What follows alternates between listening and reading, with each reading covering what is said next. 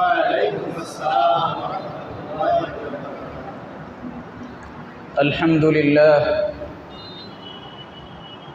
الحمد لله الذي هدانا لخير الأديان وما كنا لنهتدي لولا أن هدانا الله لقد جاءت رسل ربنا بالحق أكمل لنا ديننا وأتم علينا نعمه ورضي لنا الإسلام دينا فلا نعبد ولا نستعين إلا إياه فلله الحمد رب السماوات ورب الأرض رب العالمين وله الكبرياء في السماوات والأرض وهو العزيز الحكيم والصلاة والسلام على شمس الهداية واليقين سيدنا محمد صلى الله عليه وسلم وعلى آله وأصحابه أجمعين أما بعد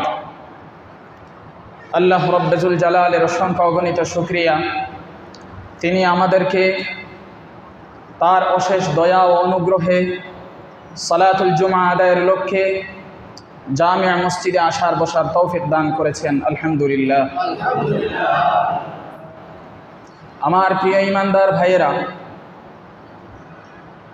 আমি আজকে আলোচনা করব যে বিষয়ে, তা হচ্ছে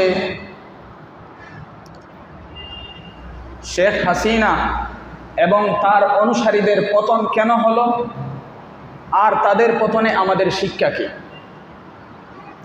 অবশ্য তাদের নাম নেওয়ার মতো রুচি হচ্ছে না, কিন্তু তাদের পতন থেকে শিক্ষা নেওয়ার প্রয়োজনে তাদের নামটা উচ্চারণ করলাম। তাদের পতন কেন হলো এবং উল্লেখযোগ্য কারণ কি, এবং তাদের পতনে আমাদের শিক্ষা কী। আল্লাহ তাআলা আমাকে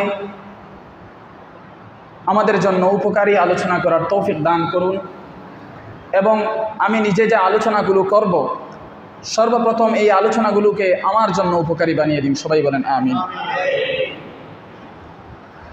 মহান আল্লাহ কুরআনে কারীমে মুতাকাব্বিরিন, অহংকারীদের সম্পর্কে অনেক আয়াত বলেছেন। এর মাঝে একটি আয়াত হচ্ছে সূরা নাহল 29 নম্বর আয়াত। মহান আল্লাহ বলেন, আউযু বিল্লাহি মিনাশ শাইতানির রাজীম, ফাদখুলু আবওয়াব জাহান্নাম খালিদিনা ফিহা ফালাবি'সা মাথওয়াল মুতাকাব্বিরিন। তোমরা জাহান্নামের দরজাগুলো দিয়ে প্রবেশ করো স্থায়ীভাবে, নিঃসন্দেহে মুতাকাব্বিরিন অর্থাৎ অহংকারীদের ঠিকানা নিকৃষ্ট ঠিকানা। সূরা জুমার 60 নম্বর আয়াতে বলেছেন, ওয়ায়াউমাল কিয়ামাতি তারাল্লাযীনা কাযাবু আলাল্লাহি ওয়ুজুহুহুম মুসওয়াদ্দাহ আলাইসা ফী জাহান্নামা মাথওয়াল লিল মুতাকাব্বিরিন। কিয়ামতের দিন আপনি ওই সমস্ত লোকদেরকে দেখবেন যারা আল্লাহর প্রতি মিথ্যা আরোপ করেছে, তাদের চেহারাগুলো কালো হয়ে গেছে। আলাইসা ফী জাহান্নামা মাথওয়াল লিল মুতাকাব্বিরিন, অহংকারীদের জন্য জাহান্নামে কি ঠিকানা নয়? কোরআনে কারীমের সূরা জুমার 72 নম্বর আয়াতে বলেছেন, কিলা দুখুলু আবওয়াব জাহান্নাম খালিদিনা ফিহা ফাবি'সা মাথওয়াল মুতাকাব্বিরিন। বলা হবে, তোমরা প্রবেশ করো জাহান্নামের দরজাসমূহ দিয়ে স্থায়ীভাবে, চিরকালের জন্য।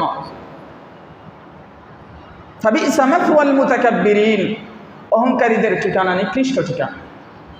সূরা গাফির 27 নম্বর আয়াতে বলেছেন, ওয়াকালা মূসা ইন্নী উযতু বিরাব্বি ওয়া রাব্বিকুম মিন কুল্লি মুতাকাব্বিরিন লা ইউমিনু বিয়াউমিল হিসাব। মূসা বললেন, আমি আশ্রয় চাচ্ছি আমার রবের, মিন কুল্লি মুতাকাব্বিরিন, আমি আমার রবের এবং তোমাদের রবের আশ্রয় চাচ্ছি প্রত্যেক এমন অহংকারী থেকে, লা ইউমিনু বিয়াউমিল হিসাব, যে হিসাব দিবসের প্রতি ঈমান রাখে না।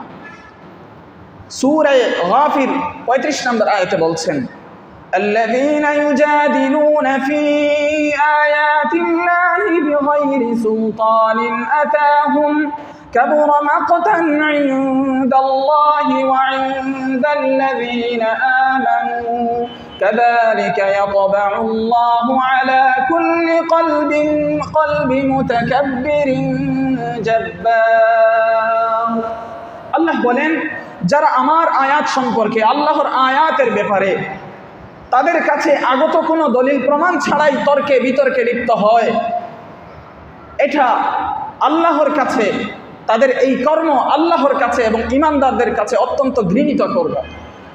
কাযালিকা ইয়াতবাউল্লাহু আলা কুল্লি কলবি মুতাকাব্বিরিন জাব্বার, এভাবেই আল্লাহ প্রত্যেক অন্যায় শক্তিধর এবং অহংকারীর অন্তরের মধ্যে মোহর এঁটে দেন।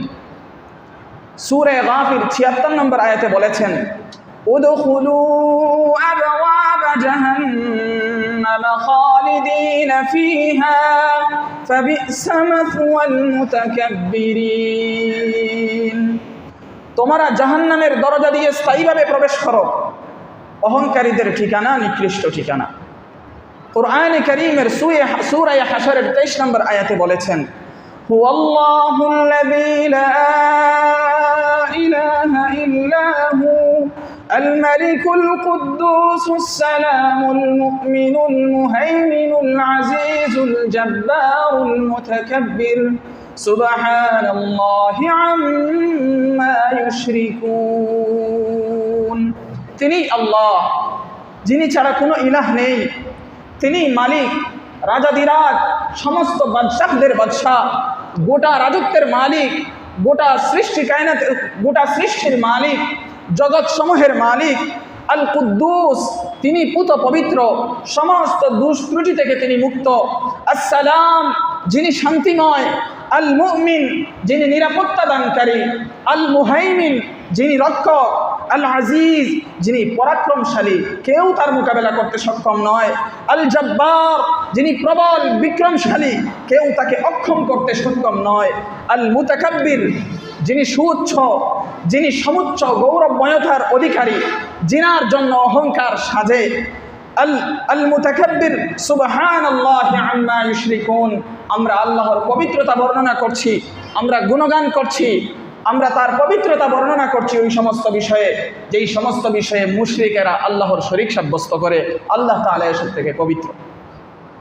কুরআনে কারীমের সূরা নাহলের ২২ নম্বর আয়াতে বলেছেন, ইলাহুকুম ইলাহুন ওয়াহিদ ফাল্লাযীনা লা ইউমিনুনা বিল আখিরাতি কুলুবুহুম মুনকিরাতুন ওয়া হুম মুস্তাকবিরুন। তোমাদের ইলাহ, তোমাদের উপাস্য একজন। কয়জন? ফাল্লাযীনা লা ইউমিনুনা বিল আখিরাহ, সুতরাং যারা পরকালে বিশ্বাস স্থাপন করে না, পরকালের প্রতি ঈমান রাখে না, কুলুবুহুম মুনকিরাতুন, তাদের অন্তরগুলো হচ্ছে অবিশ্বাসী, অস্বীকারী। ওয়া হুম মুস্তাকবিরুন, তারা অহংকারী, তারা অহমিকায় লিপ্ত। কুরআনে কারীমের সূরা নাহলের ২৩ নম্বর আয়াতে বলেছেন, لا جرم أن الله يعلم ما يسرون وما يعلنون إنه لا يحب المستكبرين। নিঃসন্দেহে আল্লাহ জানেন যা তারা প্রকাশ্যে করে, যা তারা গোপনে করে। ইন্নাহু লা ইউহিব্বুল মুস্তাকবিরিন, আল্লাহ অহংকারীদেরকে, দাম্ভিকতা প্রদর্শনকারীদেরকে, অহমিকা প্রদর্শনকারীদেরকে আল্লাহ ভালোবাসেন না, পছন্দ করেন না। কুরআনে কারীমের সূরা জাসিয়া ৩৭ নম্বর আয়াত, ওয়ালাহুল কিবরিয়াউ ফিস সামাওয়াতি ওয়াল আরদ ওয়া হুয়াল আজিজুল হাকীম। তার জন্য অর্থাৎ আল্লাহর জন্য বরাদ্দ, আল্লাহর জন্য গৌরব করা বরাদ্দ, উনার জন্যই গৌরব করা, আসমানে জমিনে সর্বত্র উনার জন্যই মানায়। ওয়া হুয়াল আজিজুল হাকীম, তিনি হচ্ছেন পরাক্রমশালী, তিনি হচ্ছেন প্রজ্ঞাবান। কুরআনে কারীমের সূরা বাকারা ৩৪ নম্বর আয়াতে বলেছেন, وَإِذْ قُلْنَا لِلْمَلَائِكَةِ اسْجُدُوا لِآدَمَ فَسَجَدُوا إِلَّا إِبْلِيسَ أَبَى وَاسْتَكْبَرَ واستكبر وكان من الكافرين স্মরণ করো সেই সময়ের কথা যখন আমি বলেছিলাম ফেরেশতাদেরকে তোমরা আদমকে সিজদা করো, ফাসাজাদু ইল্লা ইবলিস, তারা সকলেই সিজদা করলো ইবলিস ব্যতীত। আবা ওয়াস্তাকবারা ওয়া কানা মিনাল কাফিরিন, ইবলিস অস্বীকার করলো, অহংকার প্রদর্শন করলো, দাম্ভিকতা প্রদর্শন করলো, অধ্যত্ব প্রদর্শন করলো। ওয়া কানা মিনাল কাফিরিন, সে কাফিরদের অন্তর্ভুক্ত হয়ে গেল। আমার প্রিয় ভাইয়েরা, অহংকারীদের সম্পর্কে অনেক অনেক আয়াত আল্লাহ তাআলা কোরআনে কারিমে বলেছেন। সবগুলো বলার সুযোগ, তেলাওয়াতের সুযোগ, মর্ম বলার সুযোগ এখানে নেই। আমি নবী করিম সাল্লাল্লাহু আলাইহি ওয়াসাল্লামের সুন্নাহ থেকে একটা হাদিস বলছি, সহিহ বুখারী ৭৪৪৪ নম্বর হাদিস।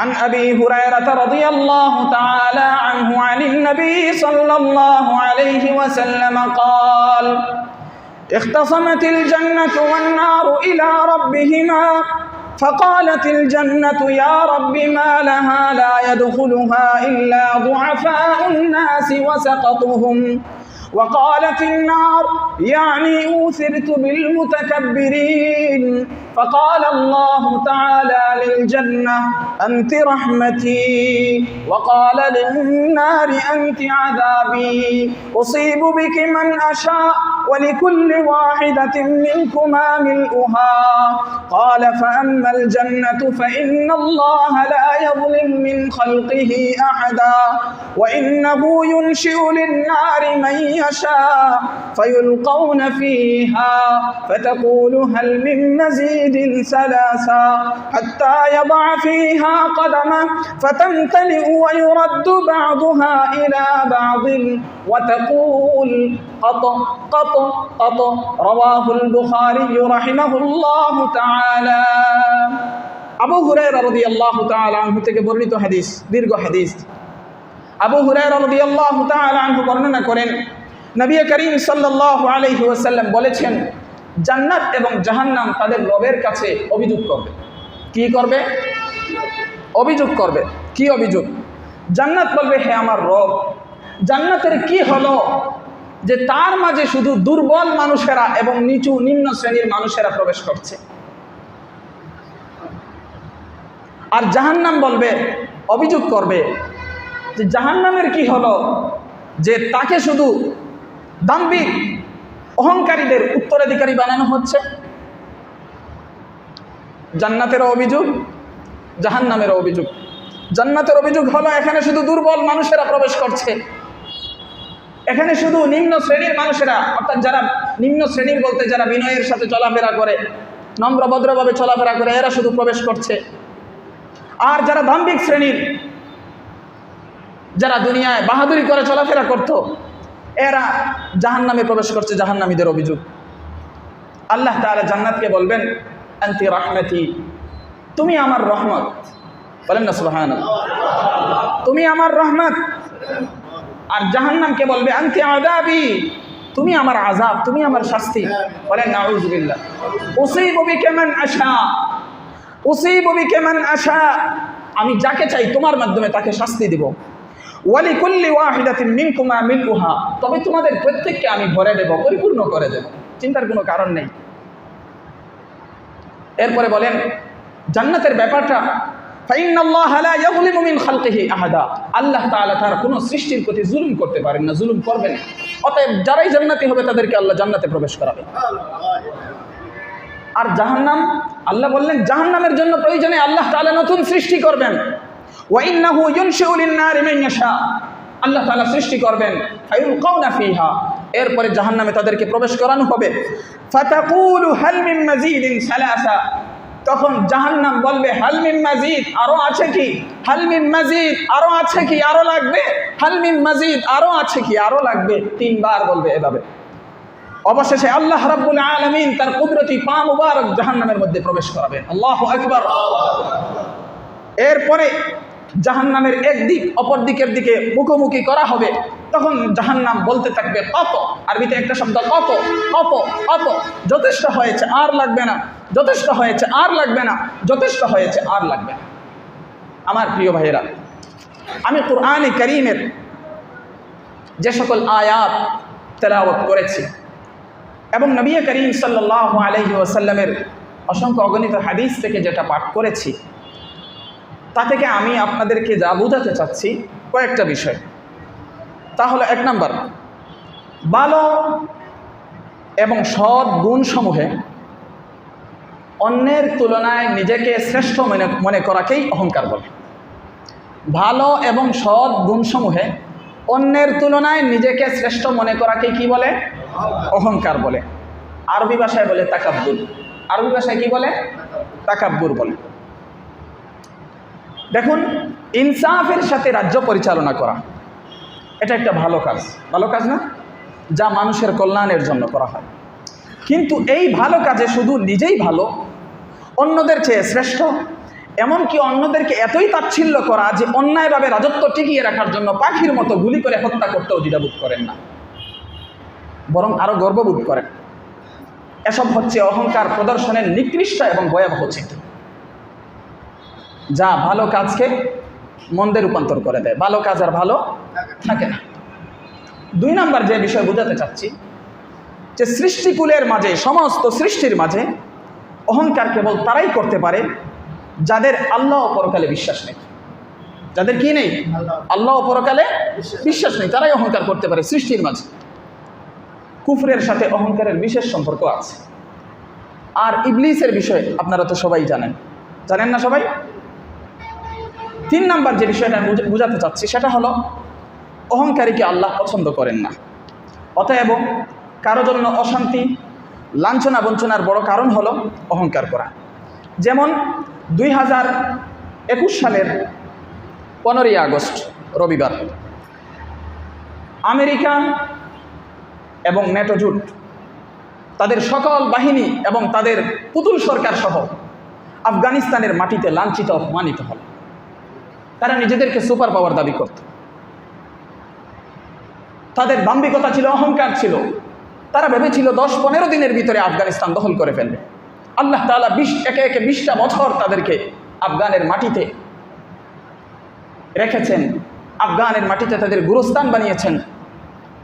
অবশেষে তাদের যত সামান্য যা আছে তা নিয়ে লাঞ্ছিত, অপমানিত হয়ে তাদেরকে বিদায় নিতে বাধ্য করেছে।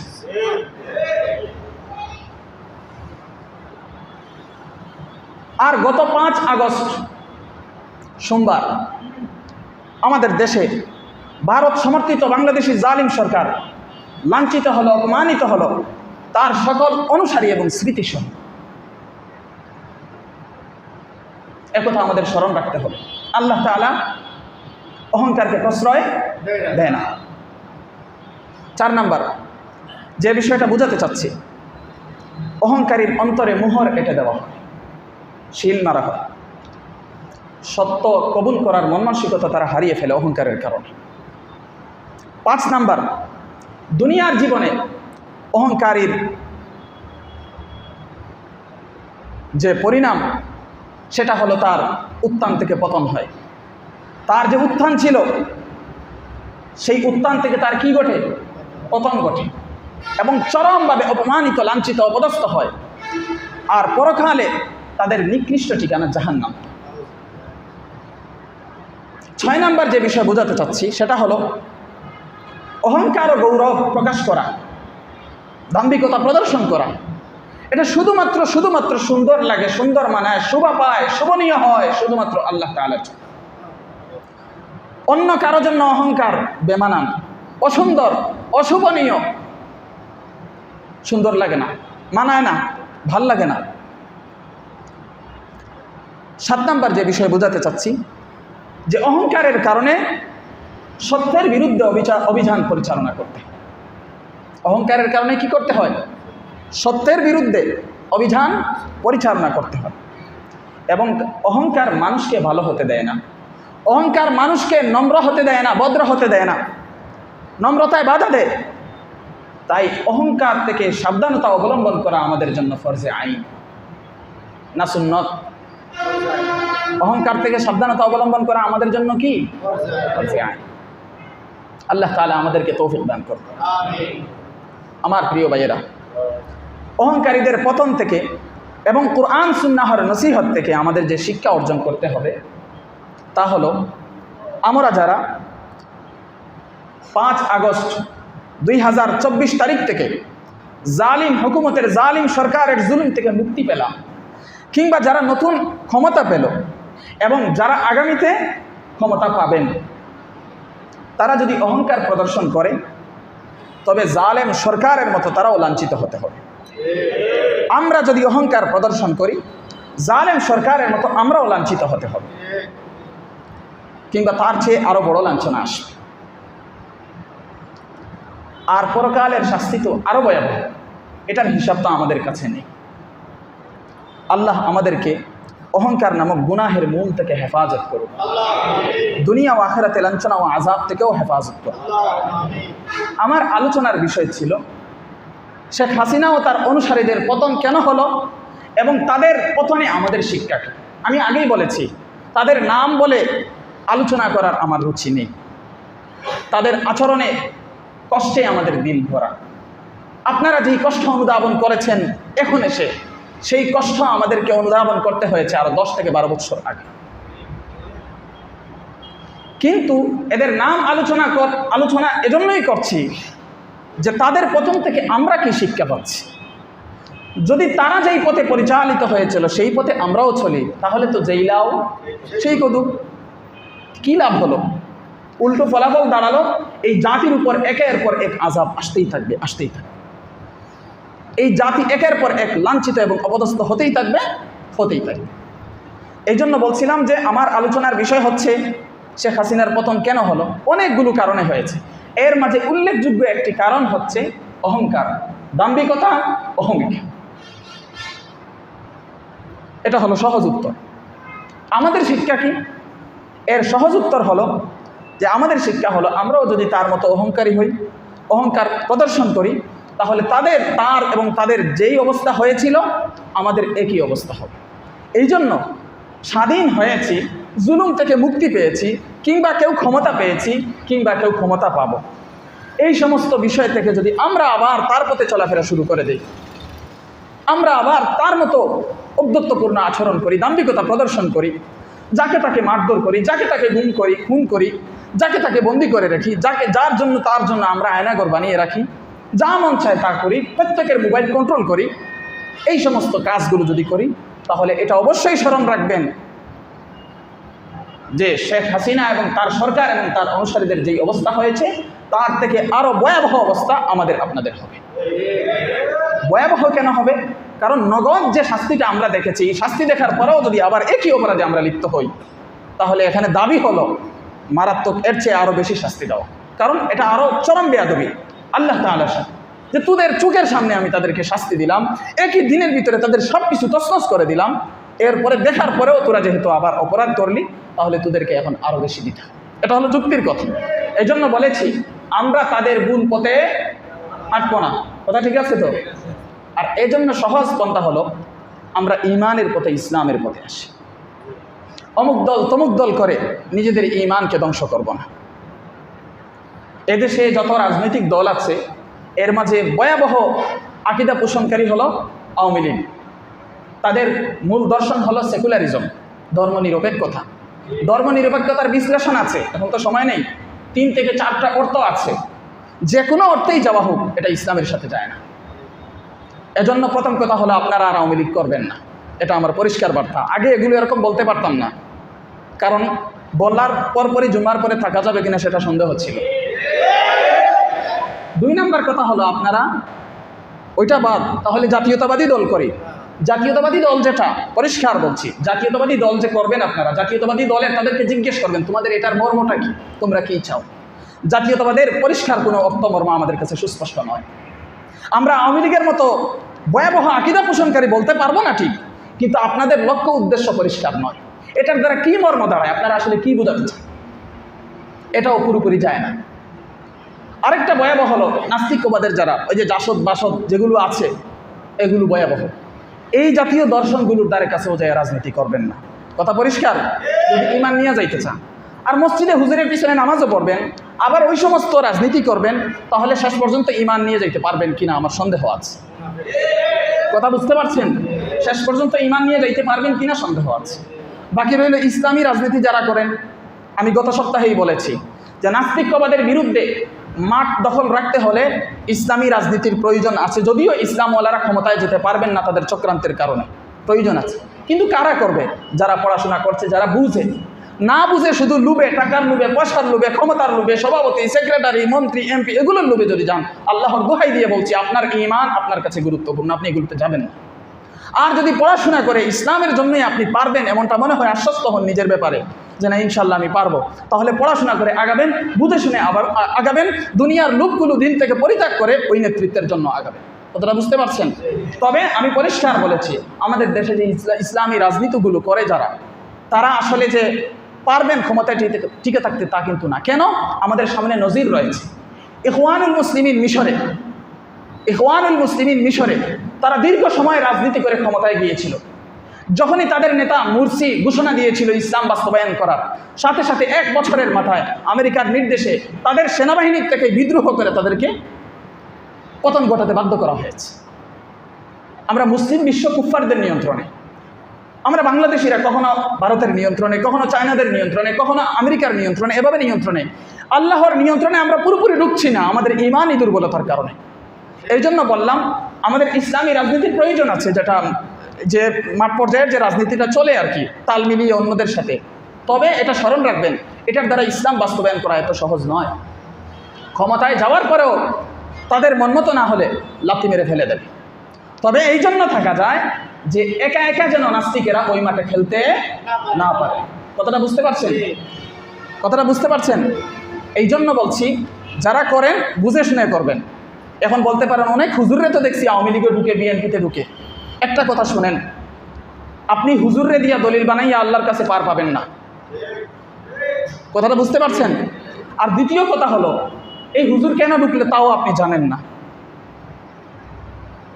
প্রত্যেকটা বিভাগে সর্বধরনের লোক থাকে। আমরা ইসলাম বাস্তবায়ন করতে চাই, কিন্তু ইসলাম বাস্তবায়ন করতে হলে বিভিন্ন সেক্টরের তত্ত্বগুলো আমাদের কাছে থাকতে হয়। সব বাহিনীর মধ্যে লোক থাকতে হয় মুসলমানদের।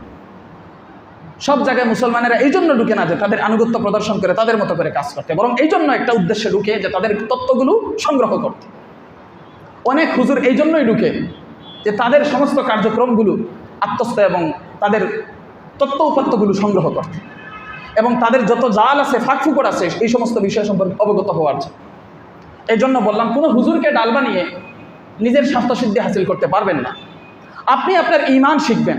আপনি যেই হুজুর আওয়ামী লীগে ঢুকছে, এই হুজুরে গিয়ে জিজ্ঞেস করেন, হুজুর আমি আওয়ামী লীগ করতে পারবো কিনা, হুজুর আমি জাতীয়তাবাদী দল করতে পারবো কিনা, দেখেন হুজুরে কি উত্তর দেয়। বলবো আমি ঢুকছি, তুই ঢুকিস না, বাস্তবের যদি সে হুজুর হয়ে থাকে। এই জন্য বললাম, কোনো হুজুরকে ডাল বানিয়ে আপনি পার পাবেন না।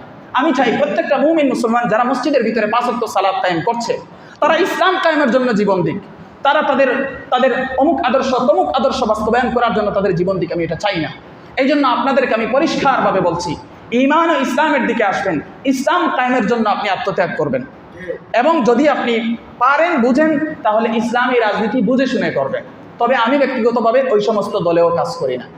আমার চিন্তা চেতনা হলো, বা আমি যেভাবে কাজ করতে চাই সেটা হলো, আমি মানুষকে কি চাই, রাষ্ট্রে কি চাই, সমাজে কি চাই, প্রত্যেকটা অঞ্চলে আমরা কি চাই সেগুলো আমরা উপস্থাপন করি, এবং উপস্থাপন করে এই লোকদের মধ্য থেকে আমরা সবাইকে সর্বপ্রথম এবং সবার আগে আমরা এক নেতৃত্বে ঐক্যবদ্ধ করতে চাই। নেতৃত্ব যদি এক না হয় তাহলে বিজয় আসে না। আমাদের মিশন হলো এটা। এক নেতৃত্বে যদি ঐক্যবদ্ধ হয় তাহলে পরে সর্বসেক্টরে কাজ করা যাবে, প্রশাসনে কাজ করা যাবে, হ্যাঁ, বিচার বিভাগে কাজ করা যাবে, আইন বিভাগে কাজ করা যাবে, অর্থ বিভাগে কাজ করা যাবে, সব বিভাগে কাজ করার সুযোগ আসবে। ঐক্যবদ্ধভাবে কাজ করলে সব বিভাগে বিপ্লব ঘটানো সম্ভব হবে। ঐক্যবদ্ধতা যদি না থাকে, ভেঙে ভেঙে যদি শুধু কাজ করি, তাহলে আমাদের কিছু হবে না, উন্নতি হবে না। এজন্য আমি সবাইকে যেভাবে কাজ করতে চাই, আমি সেটা হলো, আমি আমার মুসল্লিদেরকে বলতে চাই যে দাওয়াত দিচ্ছি সঠিক পথে আসেন এক নম্বরে। যখন ঐক্যবদ্ধ হবেন এক আমিরের নেতৃত্বে, তারপরে দ্বিতীয় কাজ হলো প্রস্তুতি গ্রহণ করা। কিসের প্রস্তুতি?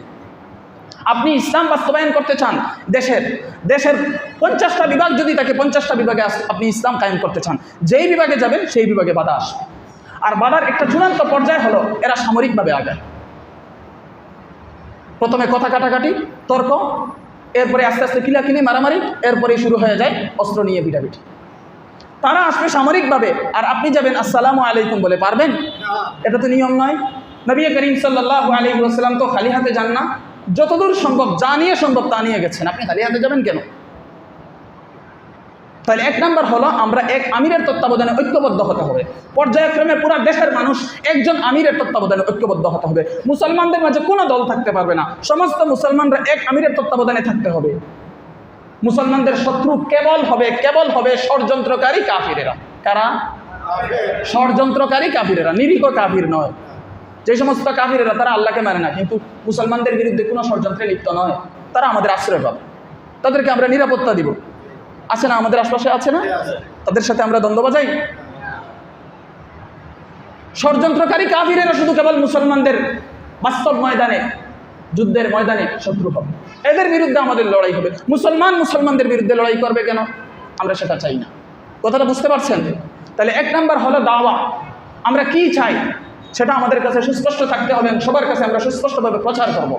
2 নাম্বার হলো যে বিভাগে কাজ করব ওই বিভাগে কাজ করতে গিয়ে যত ধরনের বাধা বিপত্তি আছে, ওই বাধা বিপত্তি উপড়ানোর জন্য তার থেকে বড় শক্তি নিয়ে আমাকে আগাতে হবে, অথবা তার সমান শক্তি নিয়ে আমাকে আগাতে হবে, অথবা তার চেয়ে দুর্বল শক্তি নিয়ে গেলেও আমি আমার জান প্রাণ দিয়ে সেখানে লড়াই করতে হবে।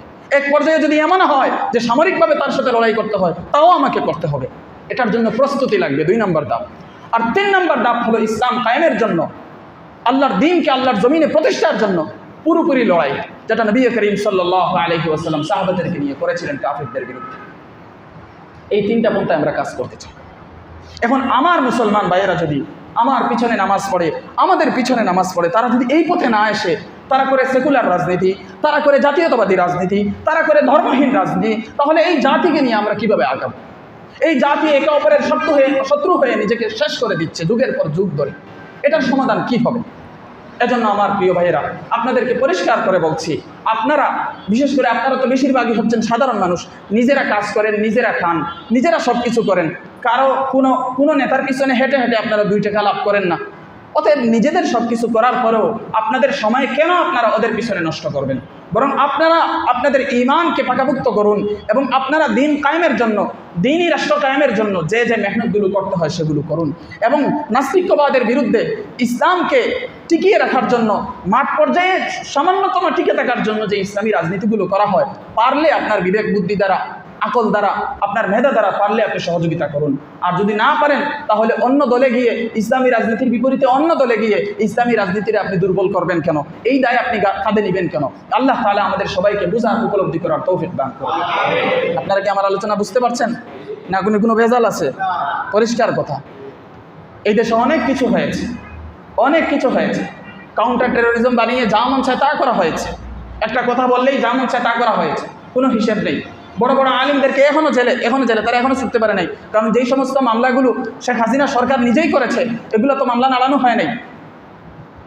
একজন মানুষ, একজন আলিম সমস্ত মামলায় তার জামিন হয়ে যাওয়ার পরেও একটা মামলায় তিনি আটকে আছেন, সেটা হলো সরকারের পক্ষ থেকে যে মামলাটা করা হয়েছে। এটা সরকার নাড়া দেয় না। কে আসবে, কে কথা বলবে? এখন তো সে পালিয়েছে। এখন আস্তে আস্তে কথা হবে, আস্তে আস্তে হয়তো আল্লাহ তাআলা চাইলে এটা সমাধান হবে। এরকমও অনেক আলিম আছেন, 15 বছর 20 বছর ধরে জেলগুলোতে আবদ্ধ আছেন। তাদের কি দোষ? তাদের দোষ একটাই, উনি যেমন চায় তা করছেন আর ওনারা তার বিরুদ্ধে কথা বলছেন। এটাই হলো অপরাধ। এজন্য বলছি, আপনারা মুসলমানের সন্তান, ইমানদারের সন্তান, ইসলামওয়ালা আপনারা আপনাদের পথগুলো পরিষ্কার বুঝুন। আপনারা রাজনীতি করবেন। আজকাল রাজনীতি করার জন্য নেতৃত্ব নির্বাচন করা হয়। যে যত বেশি চুরি করবে, যে যত বেশি অন্যায় করবে, তাকেই নেতার জন্য সাজেস্ট করা হয়, নির্ধারণ করা হয়। এগুলো আমাদের বাদ দিতে হবে। আমরা আমাদের তুচ্ছ স্বার্থে বিভিন্ন মানুষকে আমরা ব্যবহার করি, তুচ্ছ স্বার্থে আমরা খারাপ মানুষের সাহায্য নেই। তাহলে এই খারাপ মানুষ আপনার উপর সওয়ার হবে না তো কি হবে? আপনারা একদম পাকাপোক্ত নিয়ত করুন, নিজেরা কোনো অন্যায় কাজ করব না। শেখ হাসিনা করলে যদি অন্যায় হয়, সেই কাজ আমি করলে কি অন্যায় নয়? কথা বলেন না কেন? নাকি শেখ হাসিনা করলে অন্যায় আর আমি করলে ন্যায়? একই অপরাধ একজন করলে ন্যায় হবে কেন, আর আরেকজন করলে অন্যায় হবে কেন? একই অপরাধ যারাই করবে তারাই হচ্ছে অন্যায়কারী। এজন্য বলছি আমার ভাইয়েরা, আমরা নিজেরা সংশোধন হই। আমরা জনতা যদি ভালো হই, আমাদের ঈমান, আখলাক, আমাল, চিন্তা চেতনা যদি পরিশুদ্ধ করি, এবং চেষ্টা সংগ্রাম করি, আল্লাহ রাব্বুল আলামিন আমাদের জন্য উপযুক্ত নেতা নির্বাচন করবেন। আর নিজেরা যদি যুগের পর যুগ অন্যায় কাজে শুধু স্বার্থবাদী হই, সামান্য যে জায়গায় 2 টাকার সুযোগ পেয়ে যাই সেখানে যদি আমরা হাত দেই, অন্যায় কাজগুলো যদি আমরা ছাড়তে না পারি, তাহলে যুগের পর যুগ এরকম জালিম আল্লাহ তাআলা একটার পর একটা আমাদের উপর চাপিয়ে দিবেন যতক্ষণ না আমরা শুদ্ধ পরিশুদ্ধ হচ্ছি। আল্লাহ তাআলা আমাদের সবাইকে সমস্ত অন্যায় থেকে বেঁচে থাকার তৌফিক দান করুন। বিশেষ করে যেই অহংকারের কারণে জালিমের পতন হয়েছে সেই অহংকার থেকে আমাদের সবাইকে বাঁচার তৌফিক দান করুন। আমিন। ওয়া মা আলাইনা ইল্লাল বালাগুল মুবিন।